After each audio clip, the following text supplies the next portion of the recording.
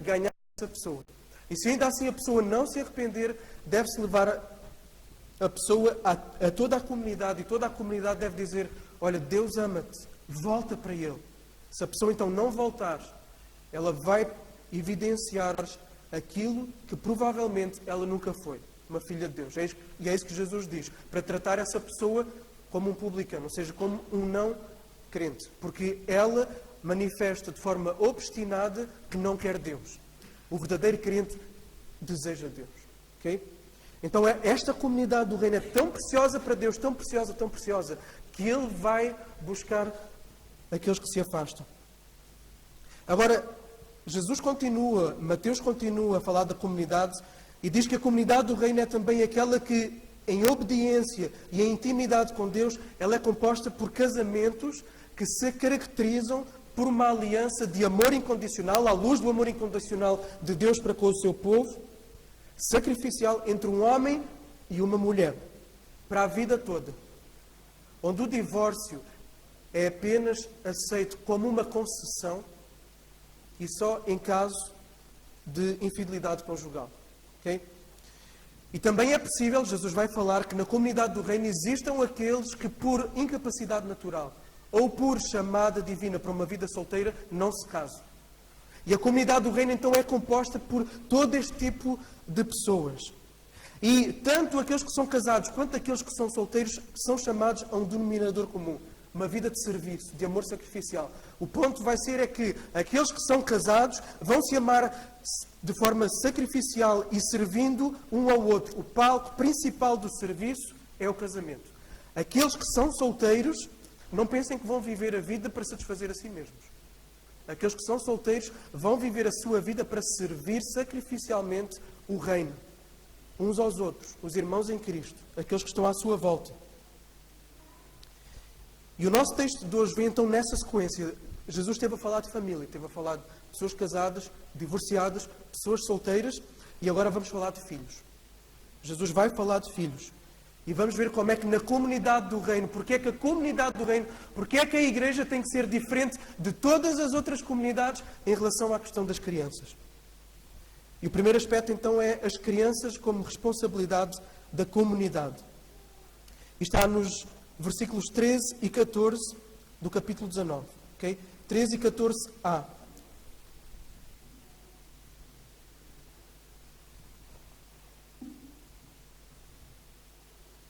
E diz assim: então lhe trouxeram algumas crianças para que lhes impusesse as mãos e orasse por elas. Mas os discípulos os repreendiam. Jesus, porém, disse: deixai vir a mim as crianças e não as impeçais. Até aqui. E vamos ter uma palavra de oração breve. Senhor Deus, rogamos-te que seja o Teu Espírito, Senhor, na autoridade das Tuas Escrituras, a mover os nossos corações em direção a Ti nesta noite, Senhor. Dá-nos entendimento para compreender a Tua palavra. Dá-nos um solo fértil, onde ela possa ser semeada e frutificar. Leva, Senhor, toda a distração embora, Senhor, toda a preocupação. E, Senhor, expõe diante de nós aquilo que Tu esperas de cada um de nós na situação de vida que cada um se encontra neste momento. No nome de Jesus. Amém. Então, havia pessoas aqui a trazer crianças a Jesus e elas queriam que Jesus impusesse as mãos sobre elas e orasse por elas. E isto era algo comum. Os pais, nas sinagogas, traziam as crianças para que os líderes das sinagogas pudessem abençoar essas crianças. Então, isto não é nada de novo. Trazer as crianças ao líder para que pudesse abençoá-las. Agora, a imposição de mãos também era algo comum que nós encontramos tanto no Antigo Testamento como no Novo Testamento. No Antigo Testamento nós encontramos, por exemplo, Moisés. Moisés impõe as mãos sobre quem? Josué. Okay? Sobre Josué. No Novo Testamento nós encontramos Paulo e Silas. Quando são enviados pela igreja de Antioquia, as mãos são impostas sobre eles. Nós vemos também Paulo a dirigir-se a Timóteo para ele se lembrar de como ele recebeu os dons e recebeu a tarefa e a missão dele com a imposição de mãos por parte de outros homens, dos presbíteros. E nós encontramos na nossa passagem, então, Jesus a impor as mãos a fim de orar e abençoar as crianças. Mas nós também vemos Jesus, ao longo de todo o seu ministério, impor as mãos para outras coisas, para curar pessoas enfermas. Nós encontramos esta prática como uma prática regular. Agora, as pessoas reconheciam Jesus como um líder, como um profeta que ensinava com autoridade. Quando Jesus termina o Sermão do Monte, que vocês têm estado a estudar, vou dar este spoiler, quando ele termina o Sermão do Monte, as pessoas ficam... Nós nunca vimos ninguém ensinar com esta autoridade. Okay? Então, Jesus era este líder que ensinava como mais ninguém ensinava naquela altura. Jesus fazia sinais completamente além daquilo que as pessoas já tinham visto na vida. Um morto a ser ressuscitado, leprosos a serem curados na altura, uma palavra para acalmar uma tempestade. Quem é que não queria que se uma pessoa destas estivesse aqui, orasse pelo seu filho? Os pais queriam que Jesus orasse pelos seus filhos. E se nesse momento, se Cristo estivesse aqui presente fisicamente, neste momento, cada um com o seu filho, a trazer aqui para Jesus orar, se Jesus estivesse aqui presente e surgissem pessoas para impedir que Jesus orasse pelos vossos filhos, como é que vocês ficariam? Então imaginem, estão ali os responsáveis daquelas crianças, podem ser pais, tios, avós, a gente não sabe. Estão ali aqueles adultos que querem levar a Jesus as crianças para que se ore por elas e... Não, calma aí. Foi isso que aconteceu. Os discípulos estavam a repreender, a censurar os adultos que traziam as crianças a Jesus. Provavelmente porque havia muito trabalho a ser feito e as crianças iam ser um estorvo para Jesus, iam ser um impedimento para a realização do trabalho. Os discípulos tinham outras prioridades, consideravam aquilo uma perda de tempo, uma importunação a atender as crianças. E atenção, as crianças eram amadas na sociedade judaica, mas elas não desfrutavam de qualquer privilégio social. Então, os discípulos estão aqui a querer travar as crianças de chegar a Jesus. E como é que Jesus fica? Jesus não fica indiferente, Jesus dá uma resposta. E o texto paralelo, que é um texto que relata o mesmo evento em Marcos 10, vai-nos dizer que Jesus ficou indignado. E Jesus quase nunca fica indignado. Jesus ficou indignado. Há uma outra situação em que Jesus se ira. Qual é essa situação em que Jesus se ira? No templo, porque ele vê a casa do Pai a ser violada, a ser comercializada de forma imprópria. Ele fica indignado. As coisas pelas quais nós ficamos indignados são as coisas que nós mais amamos, quando elas são atacadas. E isto demonstra que, pelo facto de Jesus ter ficado indignado, que ele amava o quê? As crianças. Porque queriam impedir que as crianças chegassem a ele. Então podemos perceber, a partir deste texto e de outros, já numa outra ocasião, logo no início do capítulo 18, Jesus pega numa criança, mete a criança no colo e vai ensinar aqueles que estão à sua volta a partir dessa criança. Jesus ama as crianças. E Jesus ama também os pais que trazem as crianças a si. Tá? Porque os adultos queriam trazer as crianças, Jesus fica indignado porque quer impedir os adultos de trazer as crianças a ele. E este é o padrão de todas as Escrituras. As Escrituras querem que os pais tragam as crianças a Deus, porque as Escrituras demonstram que Deus ama as crianças. Os pais são chamados a instruírem os filhos nos caminhos de Deus. Instruir os filhos nos caminhos de Deus é levar os filhos onde? A Deus.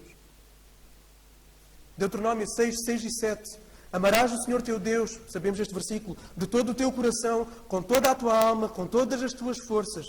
E estas palavras que hoje te ordeno estarão no teu coração, e as ensinarás a teus filhos, e delas falarás sentado em casa e andando pelo caminho, ao deitar-te e ao levantar-te. E vejam só como estes dois versículos estão interligados. Estamos em Deuteronômio. O povo já fez a sua caminhada pelo deserto, a sua peregrinação, e agora eles estão diante do momento em que eles vão começar a conquistar a terra prometida. E então Moisés vai fazer um resumo da lei, vai preparar o povo para depois eles entrarem então na terra prometida. E ele quer deixar para o povo aquela que é a mensagem mais importante, aquilo que eles devem reter para depois entrarem na terra. E aqui ele está a dizer, olhem, vocês devem amar a Deus com todo o coração, com toda a alma e com todo o vosso entendimento. Mas não é só isto. Há outra coisa que vocês devem fazer. vocês devem ensinar os vossos filhos a fazer exatamente a mesma coisa.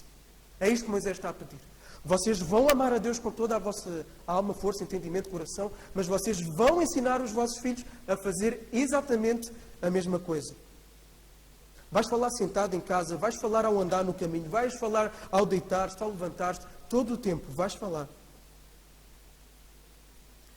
E foi exatamente por causa disto que o líder seguinte do povo, quem foi? Josué, encorajou as famílias com toda a sua casa a servirem a Deus. Tanto que no final de Josué diz assim, e esta passagem é conhecida: escolhei hoje a quem cultuareis, se os deuses a quem os vossos pais que estavam além do rio cultuavam, ou os deuses dos amorreus em cuja terra habitais. Mas eu e a minha casa serviremos o Senhor. Então o povo respondeu e disse: longe de nós abandonar o Senhor para cultuar outros deuses. Eles assumiram este compromisso. Sim, Josué, nós vamos, tal como tu e a tua casa vão servir a Deus, nós vamos fazer a mesma coisa. Agora, nós depois vamos entrar em que livro? Juízes. O livro de Juízes. E nós vamos ver que os filhos não aprenderam a amar a Deus. E por causa disso, o que é que aconteceu? O povo de Israel se corrompeu de uma forma feia. De tal forma feia que o livro de Juízes vai terminar com uma descrição horrenda daquilo que a humanidade é capaz. Vai terminar com a descrição, com o relato de uma mulher que é violada uma madrugada inteira ao ponto dela morrer. A mulher vai ser violada a noite inteira ao ponto dela morrer. Isto dentro de Israel. E depois aquele que era o marido dela vai pegar nela e vai esquartejá-la, vai cortá-la aos bocados e vai enviar para cada tribo para demonstrar o mal que foi feito por uma das tribos, para depois eles quase exterminarem aquela tribo. Aquela tribo é praticamente exterminada. E é assim que termina o livro de Juízes. Isto não tem nada a ver com aquilo que as pessoas disseram que iam se comprometer a fazer. Porquê que falhou? Porquê que a sociedade chegou a este ponto de corrupção? Porque os pais não ensinaram os filhos a amar o Senhor. Toda a sociedade se corrompe quando os pais não ensinam os filhos a amar o Senhor. Quando se tira Deus do quadro, quando se tira Deus da situação, tudo fica negro. E aquilo que existe de pior na humanidade vem ao de cima. Criminalidade, corrupção, traição, morte, desconfiança, insegurança. Tudo aquilo que nós vemos à nossa volta hoje na nossa sociedade. Foi o que aconteceu com Israel. Era responsabilidade dos pais fazerem isso. Passar de uma geração à outra o amor a Deus. Agora, ensinar os filhos a amar a Deus é bom para a sociedade. Se isso não acontecer, é péssimo para a sociedade, mas também é bom para os próprios filhos, como é óbvio. Provérbios 22:6 diz: instrui a criança, conhecemos bem este versículo, no caminho em que deve andar, e mesmo quando envelhecer, não se desviará dele. Agora, este versículo não é uma promessa. Okay? Este versículo está dentro de um livro de sabedoria, onde são princípios universais, mas são princípios, não são promessas. Nem todo pai que orienta o filho nos caminhos do Senhor, o filho vai seguir os caminhos do Senhor. Mas o que este versículo quer dizer é, se os pais ensinarem os caminhos do Senhor aos filhos, a probabilidade de eles seguirem o Senhor é muito maior do que se os pais não fizerem nada. Agora, isto não é só do Antigo Testamento. No Novo Testamento, a mesma orientação aos pais continua. Efésios 6:4, outro versículo conhecido.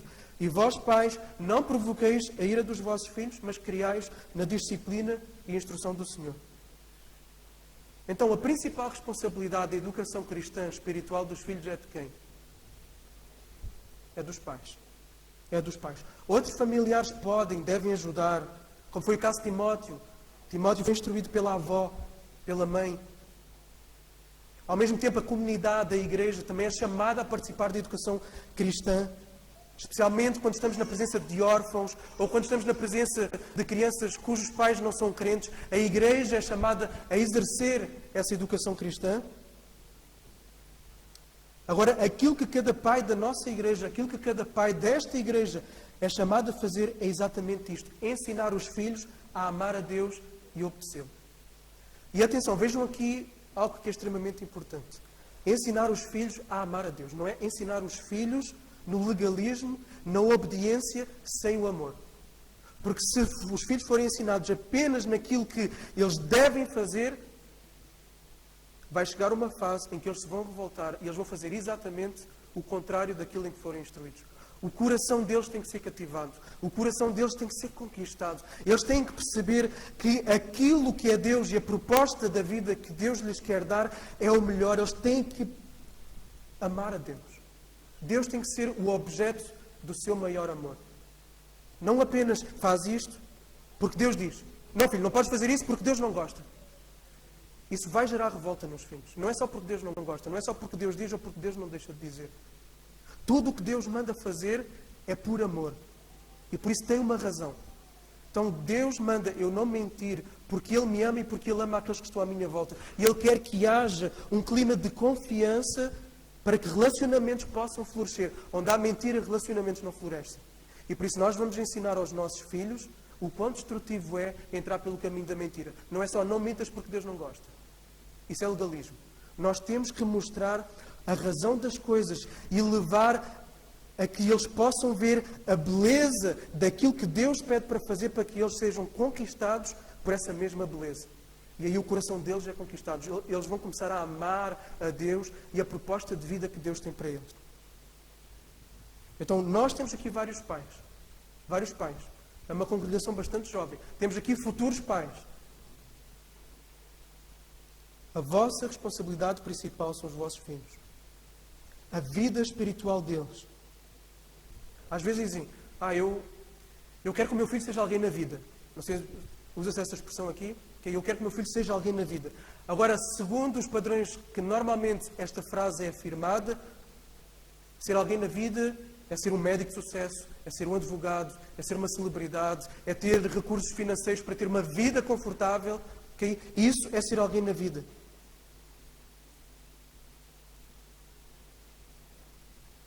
Mas ser alguém na vida é muito além disso. Porque esta vida passa. Ser alguém na vida é viver uma vida de intimidade com Deus. É ser filho de Deus. Então a maior preocupação dos pais é de facto fazer com que os filhos caminhem com Deus. O melhor ensino, a melhor instrução que os nossos filhos vão receber não é matemática, não é direito, não é filosofia, não é história, mas é a palavra de Deus. O problema é que nós, na nossa vida, acabamos por viver. Nós dizemos amém isso, nós concordamos perfeitamente com isso. O problema é que na prática do nosso dia-a-dia, da convivência e do relacionamento com eles, nós fazemos ao contrário. Aquilo que nós lhes mostramos é que a matemática é mais importante. Porque nós insistimos com eles para estudarem matemática, mas não insistimos com eles para aprenderem a amar o Senhor. Para viverem uma vida em igreja, não insistimos com eles. Agora, este ensinar a palavra, este ensinar a amar a Deus pode ter vários contornos, pode ter diferentes manifestações, mas todas elas fazem parte de um pacote de levar os filhos a Deus. Levar os filhos a Jesus. E eu quero destacar 4 princípios. E são 4 I's. E eu escolhi palavras que começassem com I para nós facilmente memorizarmos, tá? Daqui a uma semana o pastor Leandro vai perguntar. Quando eu voltar, eu vou perguntar. 4 I's. 4 I's. Coisas práticas que as nossas famílias devem continuamente ter a intenção de fazer. 4 I's. Primeiro, instrução. Instrução. E instrução é o quê? Instrução é o ensino da palavra em si. O ensinar a palavra em si. E pode ter 2 contextos principais. Um deles falámos na sexta-feira à noite. O culto doméstico. Culto em família. Que eu penso que a maior parte das famílias não faz. Essa é a realidade lá em Portugal. Não sei se aqui é diferente. No entanto, é algo que pode facilmente ser implementado em cada casa nossa. Não quer dizer que vai ser fácil, foi isso que nós vimos. Não quer dizer que vai ser fácil, mas é algo que pode ser implementado nas nossas famílias. Não é algo difícil no sentido da preparação da dinâmica. O que é difícil é a nossa carne. É vencermos a nossa carne e a dos nossos filhos para nos sentarmos ali e termos o nosso culto doméstico juntos. Agora, o processo em si não tem que ser difícil, ok? Não é esperado que alguém chegue lá e pregue durante 50 minutos, depois de ter estudado o texto durante 8 horas, de ter feito exegese, de ter lido nos originais, depois de fazer a estrutura do texto. Não é isso que se pede, ok? Por isso não se assustem. Algo simples, simples, simples, simples. Simples. Ler a palavra, ler 2 ou 3 versículos, ou 4 ou 5, tirar aplicações, fazer essas aplicações junto dos filhos e orar. Pode ser só isto. Lá na nossa casa fazemos um pouquinho mais. Na nossa casa nós cantamos, temos 2 filhos pequeninos, como eu disse, nós cantamos 1 ou 2 músicas, eles é que escolhem, cantamos, depois fazemos memorização de versículos e a criança consegue memorizar versículos. E não só eles vão memorizar, mas nós, de tanto repetirmos, também vamos memorizar. Guarda a palavra no teu coração. Okay? Como é que o jovem pode não se desviar dos caminhos do Senhor?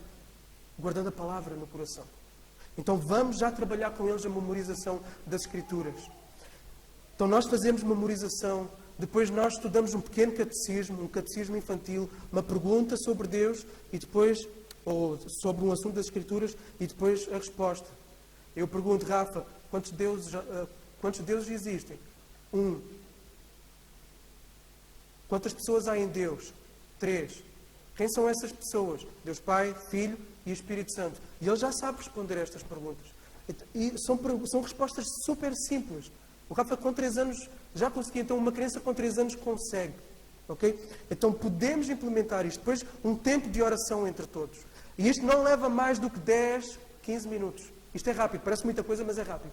10, 15 minutos está feito. Então, dica prática, depois de uma refeição, ninguém sai da mesa, toda a gente freeze, parou, ninguém sai, ninguém vai ver televisão, ninguém vai jogar videogame, ninguém vai a lado nenhum. Fica aqui na mesa. As Bíblias já estão preparadas, ok? Não é preciso ir levantar, porque enquanto nós vamos levantar a buscar as Bíblias, de repente, está dentro todo mundo. Ok? Então, ninguém sai da mesa. A Bíblia já lá está pronta, está tudo pronto lá, vamos começar com o doméstico.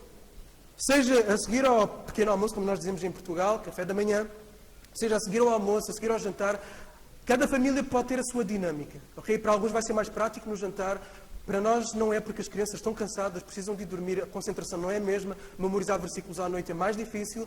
Okay? Então, a minha sugestão é que de facto possa ser de manhã. E, gente, levantar 10, 15 minutos mais cedo. Ok? Quando eles tiverem exames e provas na escola, nós vamos exigir deles que eles se levantem meia hora, 1 hora, 2 horas mais cedo para revisarem a matéria. Então, isto é muito mais importante do que as notas que eles vão ter na escola. E se eles disserem, não, eu não quero fazer culto doméstico. Especialmente com adolescentes. Não, eu não quero fazer culto doméstico, eu quero não sei quem. E se ele disser, eu não quero estudar matemática, o que é que vocês fazem? Obriga, não é? O que é mais importante, sucesso académico ou a alma deles? Então temos que obrigar a fazer coisas. Há certas coisas que têm que ser obrigado, depois vai ganhar o gosto. Okay? E uma das coisas que vai ajudar na realização do culto doméstico é a rotina. Quanto há mais tempo se esteja a fazer o culto doméstico, quanto mais fizer parte da rotina, mais facilmente eles vão aceitar. Mais dificilmente toda a gente vai resistir, até nós. Okay? Então a rotina é muito importante. Então, uma forma de instruir a palavra em si, de ensiná-la, culto doméstico. Okay? O segundo contexto de ensino da palavra é o contexto informal, no dia a dia, que é aquilo que nós vimos neste texto de Deuteronômio 6. Ao sair, ao entrar, ao levantar, ao deitar, aproveitar situações da vida para ensinar. Uma situação com um colega da escola que não correu bem e vamos procurar instruir. Uma situação em que nós estamos no trânsito, por exemplo. E isto normalmente acontece mais com os homens. Os homens, quando estão no trânsito e alguma coisa não corre como esperado, tem uma lesma na frente, não é? Aí a gente começa a subir aquela coisa, aquela ira, né? Sobe e a gente fala alguma coisa e tem a esposa do lado, as crianças atrás. Normalmente a Thalita dá-me um cutucão. Tem crianças lá atrás. Uma forma de instruir as crianças nessas alturas. Ensinar o arrependimento. Ensinar que nós erramos. E aí dizer, olha, o papai não devia ter dito o que disse. E aí nós estamos a instruir na palavra. E até podemos, não precisamos dizer versículos, mas o princípio do versículo está lá, porque Deus, e depois dizemos. E assim estamos a instruí-los. Outra altura para disciplinar informalmente pode ser na altura da disciplina, da correção. Quando o nosso filho faz alguma coisa mal. Não é só chegar lá e dar um castigo, ou então dar uma repreensão física, mas é ter uma conversa. E isto é desgastante. Okay? Isto implica esforço. Ficar ali, olho no olho, e explicar porque é que aquilo não é bom. Porque é que não é bom ter tido aquela atitude. Porque é que aquela atitude é uma falta de amor. E depois mostrar o Evangelho, trazer o Evangelho. Dizer, olha, foi por causa disto que Jesus morreu. E Jesus te ama. Eu vou-te repreender para que possas entender aquilo que Jesus levou na cruz e para que possas mudar e viver segundo o amor que Jesus te quer capacitar a viver. Então levá-los para o Evangelho. Não só dar lei, não só dar legalismo, mas que a lei que nós vamos lhes mostrar possa levá-los a Jesus. E ao fazermos isto continuamente, eles vão aprender o Evangelho. E quando eles, na vida deles, mais à frente, estiverem diante de uma situação em que caíram, eles vão já saber ir em direção à cruz. Eles vão olhar para a cruz como uma fonte de graça inesgotável. E vão ser abraçados pelo perdão de Deus. Então, temos que aproveitar estas situações. Agora, isto implica conversas. Agora, é óbvio que a criança não vai entender tudo isto do Evangelho logo na primeira conversa. Mas lá está, com crianças é um trabalho que é repetitivo. E quando se repete, elas vão aprendendo. Qual é a ideia? A ideia é aproveitar todos os contextos para levar a palavra. De forma formal, no clube doméstico, de forma informal, no dia-a-dia. Porque a palavra, ela é como uma espada de 2 gumes. E ela penetra no coração até ao fundo da alma. Discerne os pensamentos, as intenções do coração. Nós queremos filhos que tenham o coração transformado. Queremos filhos cujo coração seja regenerado, que nasça de novo, que não seja pedra, mas que seja de carne, que bata por Deus. E aquilo que tem o poder de transformar o coração é a palavra. É a palavra. A fé vem pelo ouvir da palavra de Deus. Então nós temos que lhes dar a palavra. Por isso, nós não podemos nos admirar se os nossos filhos não querem saber de Deus, quando nós, ao longo da nossa educação cristã, nós não lhes demos palavra absolutamente nenhuma. E esperamos que apenas no domingo, ou no sábado, ou qualquer que seja a reunião da igreja, seja o suficiente para que o coração deles seja confrontado com a palavra. Deus, na sua graça, faz isso. Faz isso. Mas vejam o privilégio que é poder ser usado por Deus para a transformação, para a regeneração, para o novo nascimento dos nossos filhos. Sermos nós e não o outro. Então, primeiro I, instrução. Qual é o primeiro I? É fácil, agora vai piorar. Segundo, inspiração. Ok? Segundo I, inspiração. A principal forma de nós reforçarmos uma coisa que nós queremos transmitir é o quê? É vivendo-a. Se os nossos filhos, e muitos filhos revoltam-se contra os pais, muitos filhos revoltam-se contra a igreja, contra Deus, porque dizem, o meu pai dizia uma coisa, mas em casa era outra. O meu pai na igreja fazia isto, mas em casa tratava a minha mãe desta forma. Os meus pais são isto na igreja, lindos, lindos, lindos, lindos, mas em casa, naquilo que eu vejo, não são nada disto. Então tem que haver coerência entre aquilo que se afirma, e aquilo que se professa, e aquilo que se faz, aquilo que se é. A principal referência de vida cristã de um filho não é o pastor, não deve ser o pastor da igreja, não deve ser a esposa do pastor, não deve ser o líder de jovens, não deve ser mais ninguém, não ser os seus pais. Que o filho possa dizer, quando já for adulto, a minha principal referência de como amar a Deus foi meu pai e minha mãe. Eu aprendi a amar a Deus ao olhar para eles. Que os nossos filhos possam dizer isto de nós, que nós possamos ser a inspiração, aquilo que eles podem olhar. É isto que é amar a Deus. Eu quero ser como o meu pai. Eu quero ser como o meu pai. Eu quero ser como a minha mãe. Então, como é que nós, pais, demonstramos na prática que nós amamos a Deus e ao próximo? Como é que demonstramos que amamos a palavra? Será que eles nos vêm a ler a Bíblia? Porque é lindo ouvir, e eu já tenho ouvido testemunhos desses, de filhos, quando já adultos, mais velhos, quando se recordam dos pais, uma das principais imagens que têm do pai na sua memória é ele a ler a Bíblia. Isto é importante gravar na memória deles. É importante gravar. Será que eles nos vêm a orar? Os discípulos de Jesus viram Jesus fazer coisas incríveis, ressuscitar mortos, expulsar demónios, parar tempestades, etc. Coisas absolutamente fantásticas. Mas eles nunca chegaram para Jesus e disseram, olha, ensina-nos a fazer esses milagres. Ensina-nos a fazer... Como é que se expulsa um demónio assim? Como é que se cura um leproso desse jeito? Como é que se para uma tempestade? O que é que eles perguntaram de facto a Jesus que de tal forma os inspirou, que de tal forma aquilo os marcou e impactou, que eles perguntaram para Jesus? Ensina-nos a orar. Ensina-nos a orar. Os nossos filhos vão aprender a orar connosco, por isso o culto doméstico. Quando é o culto doméstico, eu e a Talita, nós oramos Nós não oramos como se fôssemos crianças. Nós oramos normalmente para que eles possam ouvir a orar e possam aprender a orar. É importante eles nos ouvirem a orar. Então, será que eles te veem a orar? Será que eles nos veem a priorizar os cultos na igreja?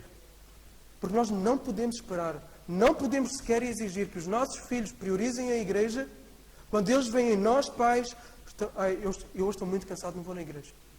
No próximo domingo, hoje vamos não sei aonde, vamos fazer não sei o quê.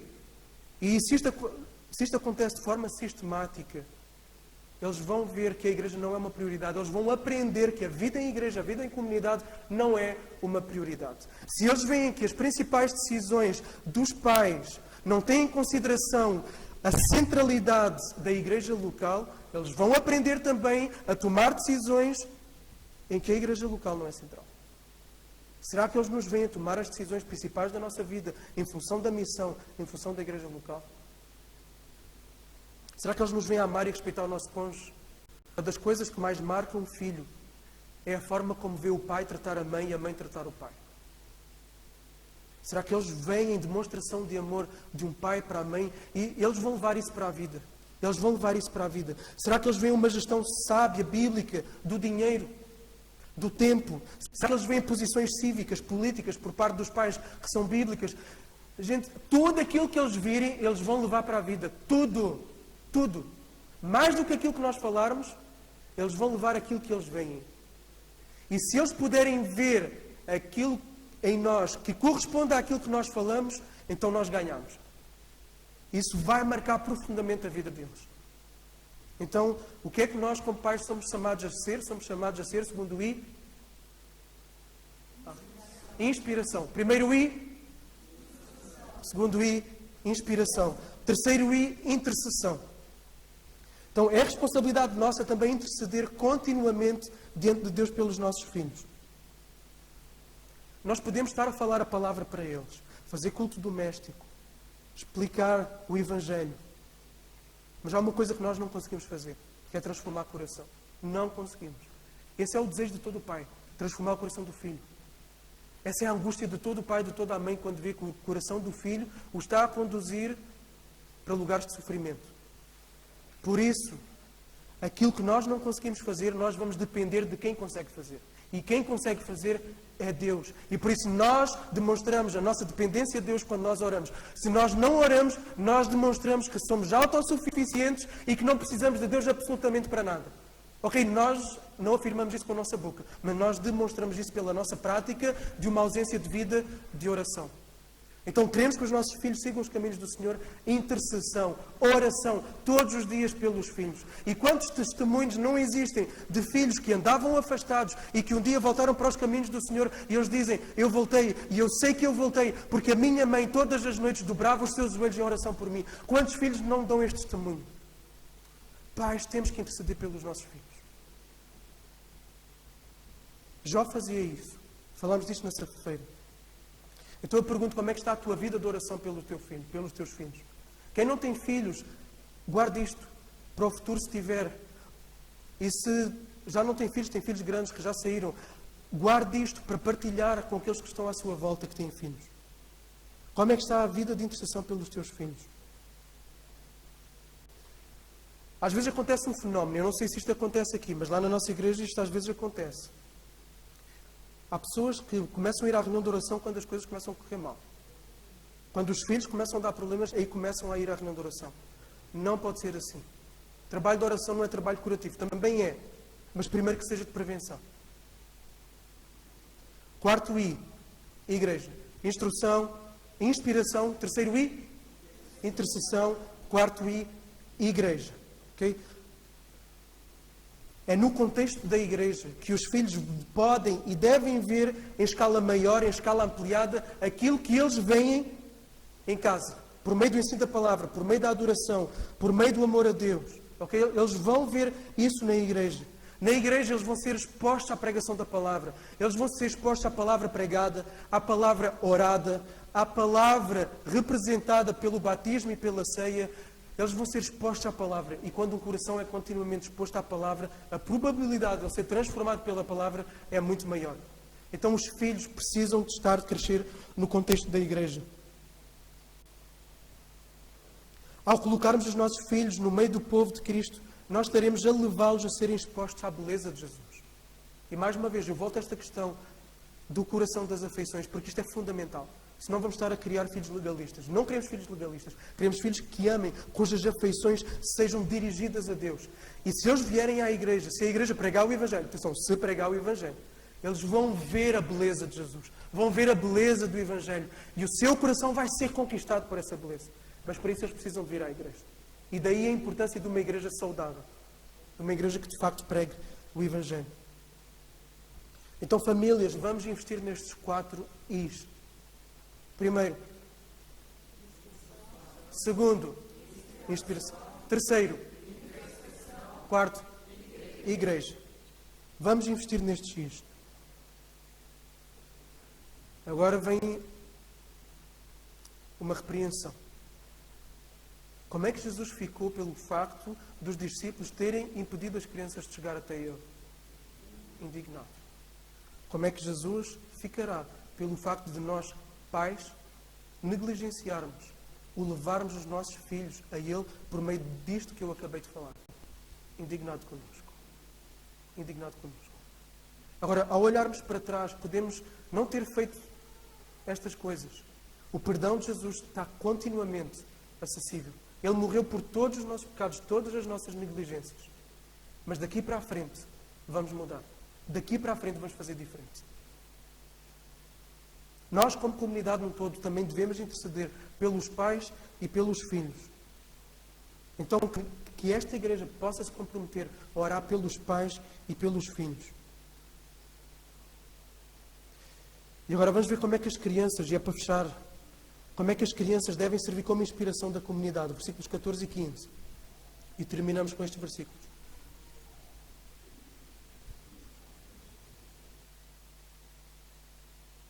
Jesus, porém, disse: deixai vir as minhas crianças e não as impeçais, porque o reino do céu é dos que são como elas. E depois de lhes impor as mãos, partiu dali.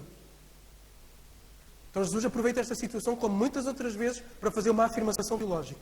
E o que é que ele vai dizer? O reino dos céus é daqueles que são como as crianças. Daqueles que são como as crianças. Depois Jesus então orou, abençoou as crianças.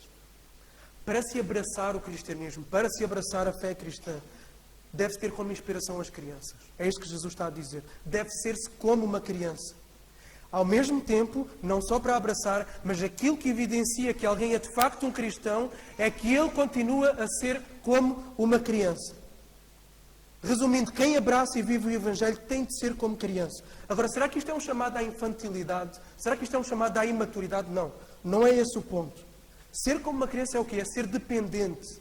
É reconhecer a sua vulnerabilidade. É reconhecer a sua dependência. É saber que não é autossuficiente. É saber que precisa de ajuda externa para poder sobreviver, para poder continuar no caminho. Ser como criança é ser humilde, entregue, entrar num processo de voltar ao jardim do prazer. Qual é o jardim do prazer? O jardim do Éden. Antes de Adão e Eva estragarem tudo, havia uma relação de perfeito amor, de dependência perfeita entre os filhos, Adão e Eva, e o Pai, Deus. Havia essa relação perfeita. O que é que aconteceu?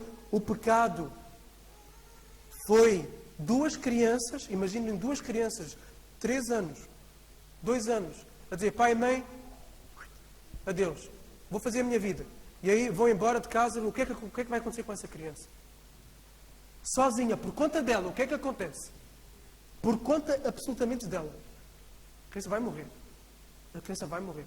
Ela não tem hipótese de se governar sozinha. Isto foi aquilo que Adão e Eva fizeram no jardim. E por isso veio a morte. Eles separaram-se da fonte de vida, que é Deus. E por isso há morte. Morte física e morte espiritual.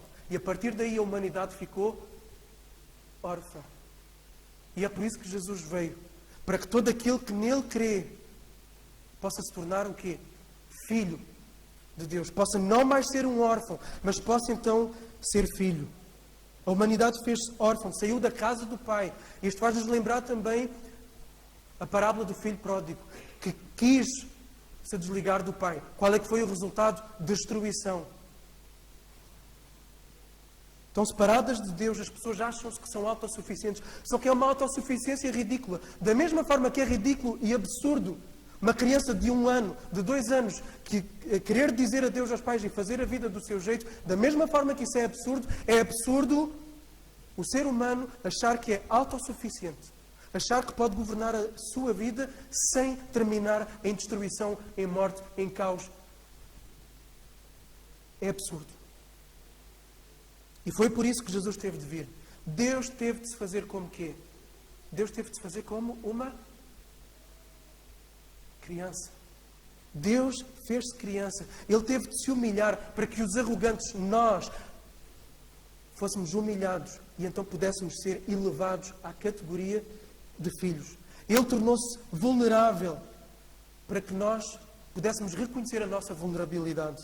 Ele dependeu inteiramente do Pai na sua vida terrena para que nós pudéssemos começar a depender inteiramente dele. Então Cristo viveu esta vida perfeita que nós não conseguimos viver. Morreu a morte justa que nós merecíamos morrer para que nós, órfãos, separados, no meio do caos, no meio da destruição, pudéssemos ser religados à fonte da vida. Pudéssemos ser chamados de filhos amados, alvos de um amor incondicional. Agora, só se apropria deste perdão quem deixa de ser tolo achando que consegue viver sem Deus. E é isto que a palavra chama. Provérbios, Salmos, livro de sabedoria. Tolo, aquele que quer viver sem Deus. Porque na verdade é tolice querer viver separado da fonte da vida. É caminho de morte. E apropria-se deste perdão. Quem se vê então nesta condição de criança? Quem se vê como, eu sei que eu, sem Deus, eu sou vulnerável. Eu sei que eu preciso de Deus. Primeira bem-aventurança de Mateus. Ele vai dizer, bem-aventurados os pobres de espírito. E o sentido de pobre de espírito ali é mais do que pobre. O original é mendigo. Bem-aventurados os mendigos. E quem é o mendigo? Mendigo é aquele que sabe que não tem nada e que precisa de... Desculpa, Paulo. Mendigo é aquele que sabe que não tem absolutamente nada. E o que é que o mendigo tem que fazer? Tem que ir para o meio da rua. Tem que se expor, tem que se humilhar publicamente e esperar a compaixão de alguém. E é bem-aventurado quem diante de Deus se reconhece a si mesmo. Ele sabe que ele não tem nada. E por isso vamos parar a uma outra bem-aventurança mais à frente, que diz, bem-aventurados os que têm fome e sede de justiça. Porquê? Porque eles não têm a justiça que sabem que devem ter para poderem ser abraçados por Deus. Por isso eles vão ansiar, eles vão desejar a justiça que só Jesus Cristo pode oferecer. É só a esses que se veem como crianças, só a esses que se veem como mendigos, que Jesus diz que Deus se revela. Graças te dou, ó Pai, Senhor do céu e da terra, porque ocultaste estas coisas aos sábios, aos eruditos e as revelaste aos pequeninos. Ser como criança é ser como aquele cobrador de impostos, que batia com a mão no peito, dizia, Deus tem misericórdia de mim que eu sou pecador. Agora, quando a pessoa se converte, ela vai continuar a ter esta atitude. Ela não se torna arrogante, muito pelo contrário, ela continua a ser como criança. Ela sabe que precisa de Deus, ela sabe que ela precisa dos recursos de Deus para continuar a crescer na fé, para continuar a encarar as situações da vida. Então tem de existir nos verdadeiros filhos de Deus um contínuo desejo por Deus e pela sua doce, poderosa, amorosa e aconchegante presença. Como crianças recém-nascidas, desejem o leite genuíno espiritual para que por ele lhes seja dado crescimento para a salvação. 1 Pedro 2:2. Todo recém-nascido anseia o leite materno. Anseia, mas anseia porque precisa dele para sobreviver. Pedro está a dizer, o verdadeiro cristão, aquele que é verdadeiramente crente, anseia pelo alimento de Deus, anseia pelo amor de Deus, anseia pela presença de Deus. O verdadeiro crente sabe que ele irá desfalecer, sabe que ele irá definhar, murchar, se ele não se alimentar de Deus. Então o verdadeiro crente continua a se ver como uma criança, dependente do amor, do cuidado, do aconchego, do abraço do Pai. Foi por isso que Paulo disse, enchei-vos do Espírito. Para quem é que Paulo está a falar? Para crentes.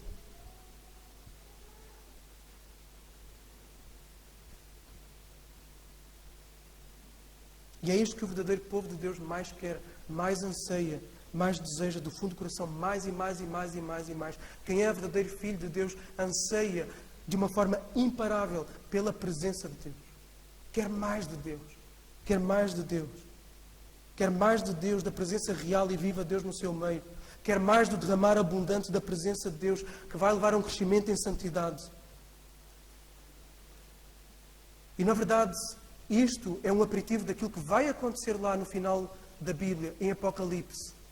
Deus vai habitar no meio do seu povo. E aí não vai haver pecado para interromper esse beber da fonte inesgotável que é a própria presença de Deus. E aí vai ser o retorno do jardim do prazer. Aí pais e filhos vão se amar de uma forma perfeita. O nosso Pai, conosco, amor perfeito. Agora, o primeiro passo para tu desfrutares desta abundância de vida, de paz, do verdadeiro amor, que tudo preenche, é fazer-te como criança. Por isso a pergunta que eu te faço aqui é: será que algum dia tu já te fizeste como uma criança diante de Deus? Diante da palavra, tu já podes vir à igreja há 50 anos. Podes ouvir já a palavra há imenso tempo. Ou então ouves a palavra a primeira vez hoje. Será que tu já te fizeste como criança diante de Deus? É porque não serve de nada achar que eu faço as minhas orações, eu vou à igreja. Isto, na verdade, é um manifesto de suficiência, de autossuficiência. Então, a minha pergunta é: será que houve um dia em que tu reconheceste: Deus, eu estou completamente perdido sem Ti. Eu preciso de Ti. Será que já foste como uma criança? Tu podes ganhar hoje um pai com um amor inesgotável. Podes ganhar hoje um pai diferente do pai que tu, se calhar, nunca tiveste. Um pai que te ama incondicionalmente. E nós que já encontramos este amor, não nos iludamos com a ideia de que já encontramos e experimentamos tudo o que havia para experimentar de Deus. Nós devemos continuar a desejar Deus, a amar a presença de Deus. É por isso que o salmista faz aquela oração que nós devemos também fazer. Nós dizermos, como no Salmo 42, que somos como corças que anseiam pelas águas. Então que Deus nos dê mais e mais sede dele mesmo, mais e mais sede da sua presença. Se tu e eu não sentimos fome e sede de Deus, é porque o nosso coração pode estar entorpecido, adormecido, seco, como a terra rachada. E se tu estás assim nesta noite, se tu estás assim neste momento, reconhece isso diante de Deus. O meu coração tem estado endurecido. Eu não tenho sido como esta criança. Se eu passo o dia todo fora de casa, quando a chave entra dentro da porta, o Rafa e o Gabriel começam a gritar de alegria. É isto que Deus quer de nós. Este anseio, esta expectativa. Este gritar de alegria pela presença dEle. Mas a verdade é que nós já perdemos muito essa expectativa, esse anseio e essa alegria genuína como uma criança tem pelo seu pai. E nós permitimos que várias coisas na nossa vida vão esfriando este anseio pela presença do Pai. Então, se o teu coração está assim nesta noite, clama a Deus para que Ele possa vir e regar essa terra seca, para que o teu coração, se é como um jardim que está seco, possa finalmente começar a florescer novamente. Coloca-te diante da palavra, coloca-te diante da oração, participa da vida da igreja. A vida da igreja não é vir aqui ao domingo. A vida da igreja é muito mais do que isso. A vida da igreja também não é vir a todas as reuniões da igreja. A vida da igreja é comunhão com os irmãos, é conversar, é desenvolver amizade intencional profunda. Envolve-te assim, o teu coração vai começar a aquecer. Expõe-te à palavra, expõe-te à oração. Pede a Deus que Ele aqueça de novo o teu coração, que Ele dê o mesmo anseio, o mesmo desejo que uma criança tem pelo seu pai. O mesmo anseio desesperado que um bebê recém-nascido tem pelos seios da sua mãe. Pede que Deus te dê isto. E nós perdemos isto com muita facilidade. Eu também. Nós precisamos continuamente relembrar as velhas verdades a nós mesmos. Relembrar o Evangelho da Graça. Relembrar a podridão dos nossos pecados, a podridão daquilo que nós somos. Relembrar de onde viemos. Relembrar daquilo que é uma vida sem Deus. E depois olhar para a graça da cruz de Cristo, que se derrama a nós de uma forma que é inesgotável, de uma forma bela. Aí o nosso coração vai começar a bater novamente. O nosso coração vai ganhar vida novamente. Nós vamos voltar a amar a Deus. Vamos voltar a ver a beleza que há em Deus. Então que o Senhor nos ajude nisto. Que o Senhor nos ajude e capacite a responder positivamente, obedientemente e humildemente àquilo que nós fomos exortados nesta noite. Primeiro ponto, que como comunidade, como pais, mães, tios, avós e igreja, assumamos a responsabilidade prioritária dos nossos filhos, das nossas crianças. E em segundo lugar, que nos inspiremos nas crianças, no seu anseio pelo Pai, para também ansiarmos o nosso Pai Celestial. Vamos orar. Senhor Deus, te damos graças pela Tua Palavra.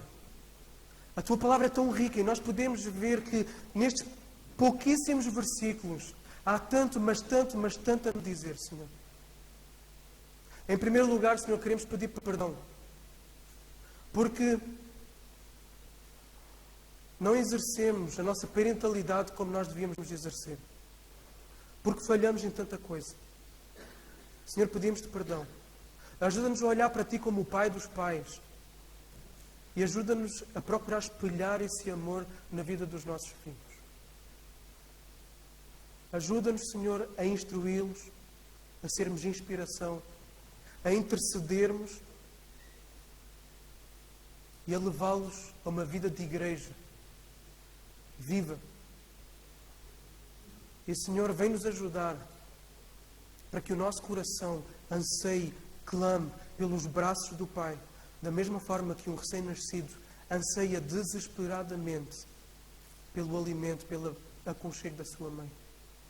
Perdoa-nos porque nós permitimos tantas vezes que o nosso coração esfrie, por causa do nosso pecado, por dizermos sim às tentações, por permitirmos que subtilmente a nossa vida de oração, a nossa vida da palavra, a nossa vida de igreja seja abafada pelo nosso trabalho, pela nossa ganância, pelo um conforto na vida, que não vai trazer nada disso, só vai abafar o nosso encantamento, o nosso deslumbramento pelos braços do Pai.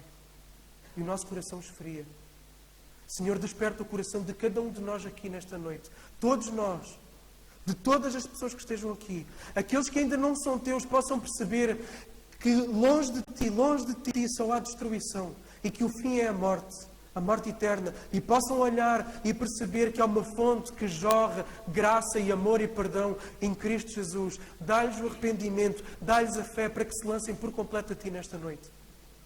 E aqueles de nós que somos filhos, mas que somos filhos afastados, como o filho pródigo, longe dos braços do Pai, possamos lembrar que na casa do Pai aquilo que nos espera não é julgamento, não é condenação, não é um dedo apontado. Aquilo que nos espera é uma fonte inesgotável de amor sem fim, porque Jesus morreu por nós sabendo já de todas as porcarias que nós iríamos fazer.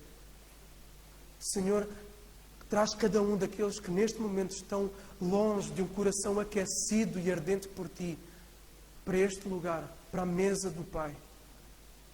Obrigado porque Tu és o nosso Pai e nos amas de forma incondicional, e que nós aprendamos a ser pais deste jeito também. No nome de Jesus. Amém.